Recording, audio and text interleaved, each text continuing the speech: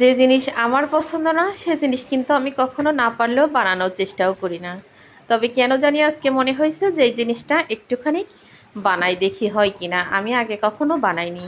না বানানোর পিছনে আরও একটা কারণ আছে। কারণ মিষ্টি জাতীয় খাবার আমার ছেলেরা বা আমি পছন্দ করি না।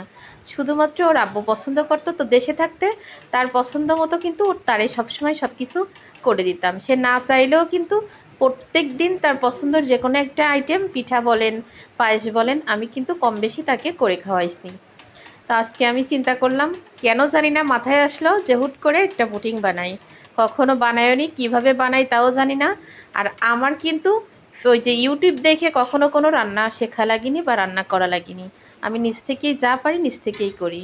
তো এই যে ক্যারামেলটা বাটিতে রাখলাম, রেখে কিন্তু ডিম দিয়ে, 2টা ডিম দিয়ে একদম ঘন করে দুধ দিয়ে সুন্দর করে ফেটে তারপরে হচ্ছে ওই যে ইসের ভিতরে দিলাম, দিয়ে ওই যে জালিতে দিয়ে ঢাকনা দিয়ে ঢেকে এই হচ্ছে লাস্টে পুটিং। আসলে প্রথমবার তো যেমন হয়েছে, দ্বিতীয়বার হয়তো ট্রাই করলে হয়ে যাবে। তা দ্বিতীয়বার করব কি না আমি তাও জানি না, কারণ আমার বাসার কেউ পছন্দ করে না। তো মোটামুটি আজকে ছেলেরা খাইছে, বলিছে অনেক স্বাদ হয়েছে।